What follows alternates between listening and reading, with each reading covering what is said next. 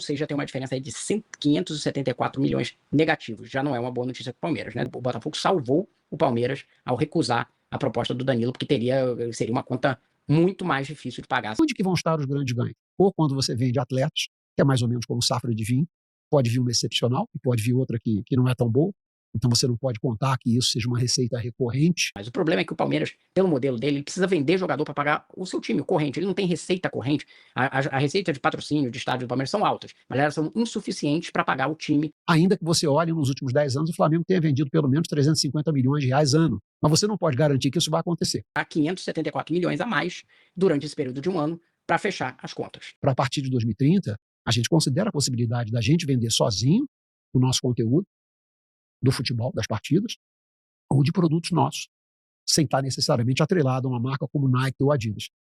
As pessoas vão dizer, você é louco, você é megalômano, você está pensando fora da caixa, ninguém faz isso. E as respostas são sim, sim, sim e sim. O Botafogo salvou o Palmeiras. O Botafogo salvou o Palmeiras ao recusar.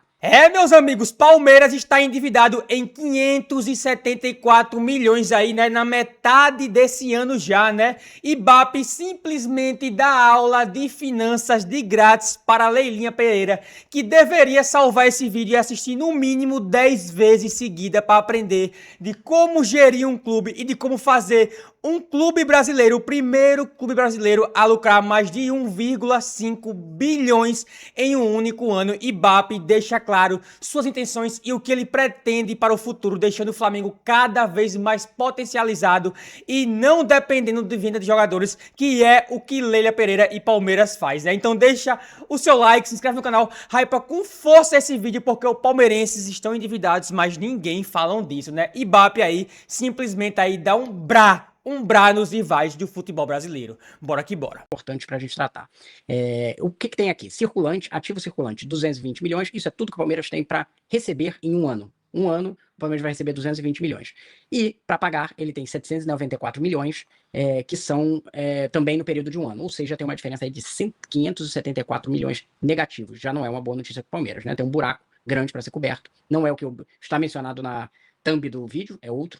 Mas mostra aqui, e ressaltando que no passivo circulante eu excluí uma parte ali de 20 milhões que tem, que é a antecipação de contrato relacionada ao contrato do estádio do Palmeiras, né? O Nubank, que é coisa só contábil, mas tem alguns aumentos ali. O principal é o contas a pagar, que é a contratação de jogadores, e além disso, tem umas antecipações de contratos que não são essas relacionadas ao estádio, que não dá para saber hoje quais são, mas que o clube antecipou. E tem também um pequeno empréstimo ali de 15 milhões que não tinha no final de 2025. Então, o Palmeiras já precisou de algum dinheiro ali para trazer, para antecipar ou fazer empréstimo para bancar uma parte das despesas do primeiro semestre, né? É isso que mostram os números. Então, o que significa esse primeiro número? O Palmeiras precisa gerar 574 milhões a mais durante esse período de um ano, para fechar as contas, tá? Esse é o primeiro dado. O segundo, esse contas a receber e a pagar, que está no ativo e no passivo. O a receber é 193,5 milhões e o para pagar é 769 milhões. Por que isso aqui é importante? Porque basicamente esse número aqui é contratação de jogador e venda de jogador.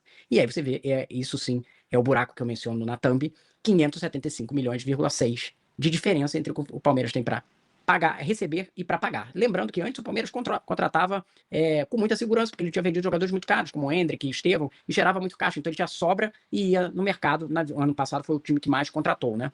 Dessa vez ele tá com um buraco aí. E aí, antes que você vire e fale assim, Rodrigo, você tá falando isso aí porque tá criticando o Palmeiras e tal. Eu sempre elogiei a gestão do Palmeiras por ser muito segura para tomar os próximos passos. Esses passos que foram tomados nesse ano não estão me parecendo tão seguros, são passos bastante arriscados, né? Vamos lá, mas aí vou continuar a explicação. A dívida bruta estava em 1,1 bilhão em 2025, foi para 1,219 bilhão. Por quê? Porque também essa questão de aumentar os custos aí o valor de contratação que tem para pagar. O Palmeiras tem em torno de 470 milhões para pagar em um ano em jogador. E aí são esses jogadores, Paulinho, Arias, Vitor Roque, que tem pagamentos parcelados que o clube tem que pagar. E por que não existe esse buraco, né? Porque o normal do Palmeiras é fazer a venda e dessa vez o Palmeiras não fez a venda. E aí eu vou acrescentar o segundo quadro aqui para a gente entender. Voltando aqui, primeiro porque eu vou falar uma coisa. Aí você assim, mas o Palmeiras então tá quebrado, não vai conseguir fazer nada e tal. Aí você tem que olhar esse número ali em cima, ativo intangível. O que é o ativo intangível? É mais ou menos o valor do elenco, a grosso modo. Não é uma definição completamente correta dizer isso, mas dá para dizer. Por quê? São todos os contratos que o Palmeiras o que ele investiu nos seus contratos de jogadores, menos o que você vai perdendo de valor a cada ano, você tem que ir descontando. Então eu poderia dizer que era o valor de elenco. Não necessariamente, como vai ter uma variação grande de mercado, você não vai vender exatamente pelo que você comprou, pode vender por mais, pode vender por menos, mas isso dá uma ideia de que o Palmeiras tem liquidez, porque ele tem elenco para vender e cobrir esses dois buracos. O buraco de que tem que pagar em um ano e o buraco de que você tem muito mais para pagar de contratação do que tem para vender. Só que ele não vendeu. E é isso que a gente vai mostrar. Vamos lá, aqui, contas do Palmeiras até junho de 2026. A receita líquida ficou em 432 milhões e a despesa era orçada em 619 milhões. Então tem um espaço aí grande de menos de 200 milhões. Por quê? Porque tinha uma previsão de venda de jogador grande. Até o meio do ano eram 200 milhões. No ano inteiro são 400, né? As despesas ficaram dentro mais ou menos do patamar que estavam esperados, 608 milhões, quando eram orçadas só 1 milhão a menos. Até aí, ok, o clube não gastou mais. O problema é que o Palmeiras, pelo modelo dele, ele precisa vender jogador para pagar o seu time, o corrente. Ele não tem receita corrente. A receita de patrocínio de estádio do Palmeiras são altas, mas elas são insuficientes para pagar o time, os salários mesmo, o custo do time, mais os outros custos. Ele precisa ter mais venda do que compra, e ele fez o contrário, né? A gente prega e acredita que o futebol brasileiro ele só tem como melhorar se ele se tornar um produto melhor. E nessa carona, o Flamengo foi o primeiro clube a atingir 1,5 bi de receita recorrente, ultrapassou em receita total 2 bi, e a pergunta é, para alguém que gere o maior clube em faturamento do Brasil, como transformar o futebol brasileiro em um produto ainda mais rentável para que todos os clubes possam ganhar um pouco mais do que estão ganhando? Quais são os desafios atuais? E é só a minha opinião, eu não acredito que a Liga vá fazer isso. Isso parte de uma conscientização interna de como é que você deve tocar o produto. Começa por aí. O que não dá lucro individualmente, não vai dar lucro se você for para uma liga. Então tem algumas lições que são básicas que você deve sentir, e deve seguir, né? No caso do Flamengo, eu vejo assim, por que nós passamos quase 20 anos numa draga? E porque a gente sentiu na carne esses efeitos. Gente como eu e outros caras que não precisavam do clube se envolveram com o negócio. Não parece óbvio a gente dizer, você não pode gastar mais do que você ganha. Todo mundo conhece alguém que vive um patamar que você sabe ali no dia a dia que não tem condição de manter aquilo. E um dia a casa cai. O clube de futebol é exatamente a mesma coisa. Exatamente a mesma coisa. Só que ela é insensada por paixão, né? Vontade de ganhar, todo mundo quer ganhar. E não dá para ganhar a qualquer preço. E nós compramos, né, uma passagem, nós ficamos 5, 6 anos no inferno para buscar um objetivo, para buscar ter uma base. Hoje eu vejo que muita gente quer ganhar, mas pouca gente quer pagar o preço para você se preparar. Então, não tem uma fórmula mágica. E eu não acredito numa liga quando você tem gente que não percebe que você tem que ter essa visão, em primeiro lugar. E segundo, você tem que saber muito claramente como é que você se associa com alguém. Que se associa com alguém para 1 mais 1 dá 1,5. Todo mundo que você se associa, você acha que 1 mais 1 vai dar 3, 4, você vai ter lucro. Senão você não se associa com a pessoa, né? Você vende laranja e tem um amigo que vende laranja também. O que você vai ganhar se juntando com um amigo que vende laranja? Talvez as competências, os conhecimentos sejam idênticos. Talvez você não tenha a possibilidade de buscar sinergias que te levem a um faturamento maior. Então, no futebol, não vai ser diferente. É futebol, mas é em qualquer negócio. Então, se você não tiver uma visão de linha de produtos que devem crescer para além da receita tradicional do futebol, não vai dar certo. Vamos combinar assim, direito de transmissão no mundo estão batendo no teto. Vai variar um pouco aqui, acolá, o crescimento vai ser orgânico. Então, os clubes se juntarem, acreditando que vai haver um aumento dos valores de direito de transmissão, não vão haver. O que vai haver, e que a tecnologia está possibilitando, é que pela fragmentação da distribuição de conteúdo, você vendeu o boi aos bifes dá mais dinheiro do que você vendeu o boi inteiro. Mas para isso, você não precisa fazer liga. Ok? Um clube brasileiro que tenha sucesso, como Flamengo e Palmeiras, vão jogar 75, 76 partidas por ano. Vão fazer 38 partidas como mandante. Esse número é finito. Muito provavelmente, nos próximos anos, o 38 vai cair para 32, 33. E o tamanho dos estádios serão finitos. Então, o dinheiro de match day, em teoria, também é finito e vai ter um crescimento orgânico. Aonde que vão estar os grandes ganhos? Ou quando você vende atletas, que é mais ou menos como safra de vinho, pode vir uma excepcional e pode vir outra que não é tão boa. Então, você não pode contar que isso seja uma receita recorrente, né? Ainda que você olhe nos últimos 10 anos, o Flamengo tenha vendido pelo menos 350 milhões de reais ano. Give or take, como receita recorrente. Então tem sido recorrente a estratégia de venda de jogadores. Mas você não pode garantir que isso vai acontecer. O que resta para você, para além da formação? Plataformas comerciais. Você monetizar a paixão, você monetizar o conteúdo que o clube faz.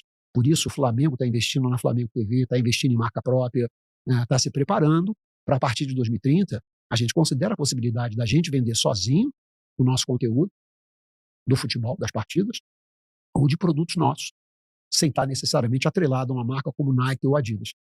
As pessoas vão dizer, você é louco, você é megalômano, você está pensando fora da caixa, ninguém faz isso. E as respostas são sim, sim, sim e sim. É isso mesmo. Mas como o cara troca de tudo hoje em dia, até de sexo, mas ele não troca de time de futebol, você criar uma plataforma que possa monetizar essa paixão, ela não tem nada a ver com direito de transmissão, com o fato de que você vai ser campeão ou não. Para quem quiser, dê uma olhada no balanço do Real Madrid desse ano. O crescimento é em cima de receitas comerciais, crescimento de 2 dígitos, parrudo. E não é que o Real faturava pouco. Né? Você botar mais 200 milhões de euros de faturamento comercial de um ano para o outro, sem que o Real, com todo respeito, tenha tido uma performance esportiva à altura do Real que todo mundo espera.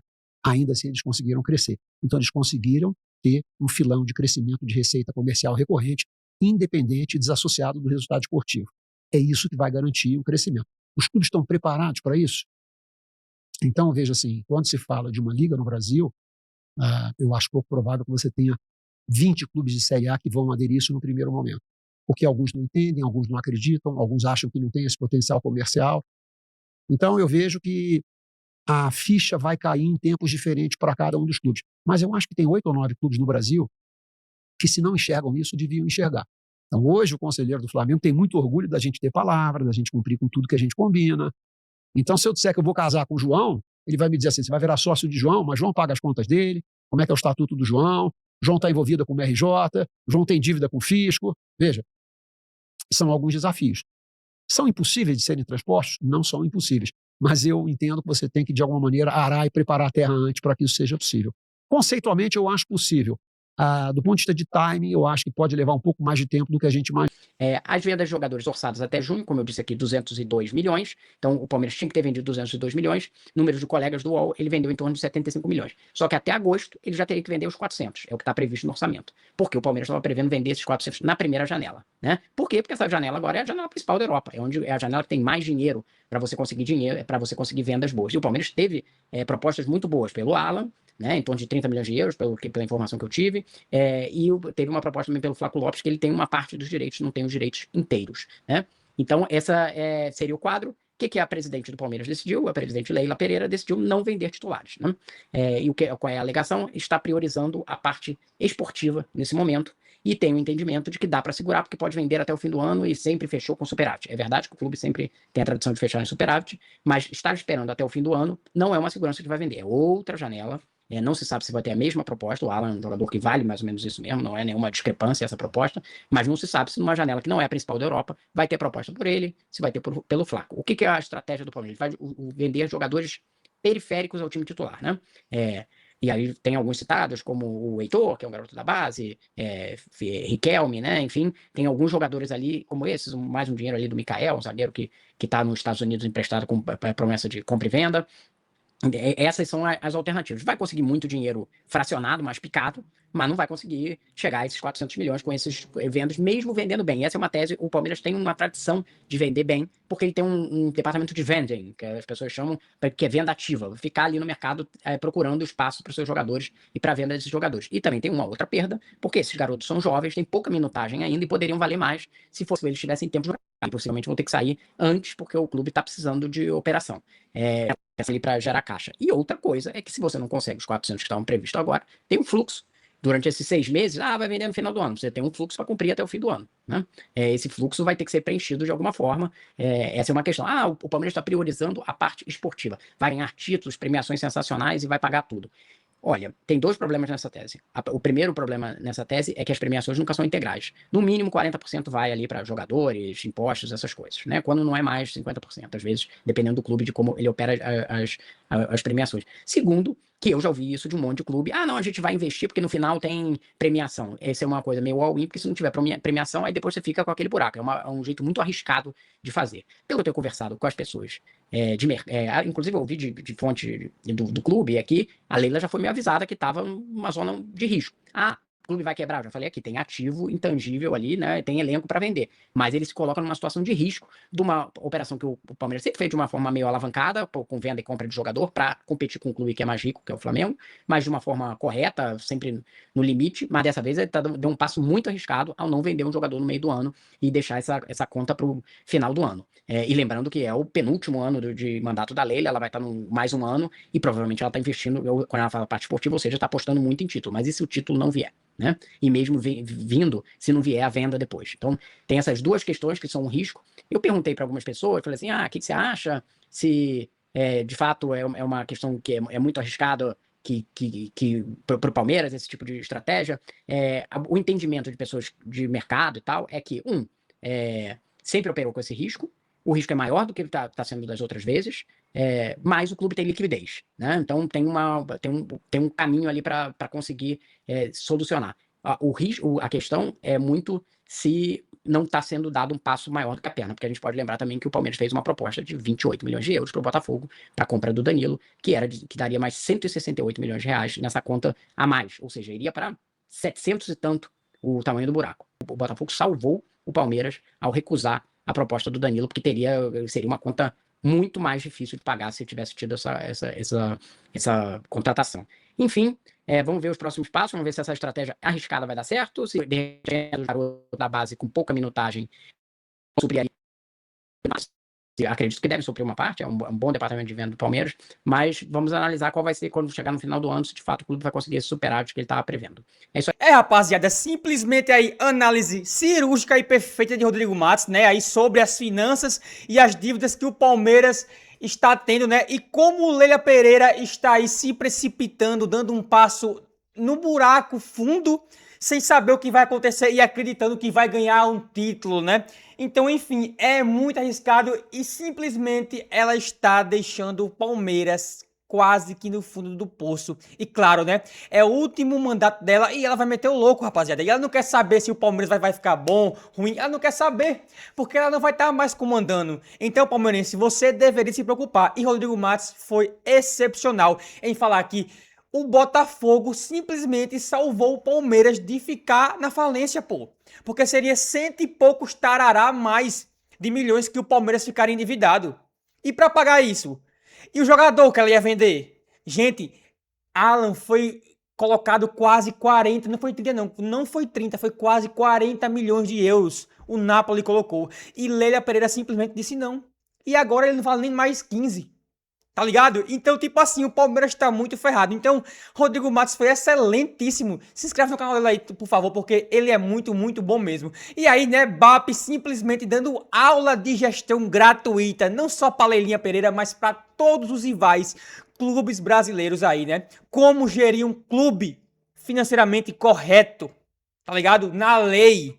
Então deixa a tua opinião nos comentários, eu quero saber muito sua opinião sobre isso, sobre BAP, sobre esses pronunciamentos e sobre a real situação financeira do Palmeiras, né? O Flamengo também não tá tão assim, mas também não tá endividado, rapaziada. O Flamengo tá lá, ó, quietinho, mas equilibrado, enquanto o Palmeiras está aí, né, com os pés nos cumes e aí arriscando em coisas cegas que talvez não podem nem acontecer. Deixa a tua opinião nos comentários, se inscreve no canal, hypa com força esse vídeo e não se esquece de compartilhar pro teu amigo palmeirense e flamenguista aí sobre as finanças desses dois clubes. Muito obrigado a todos, valeu, falou, é nóis.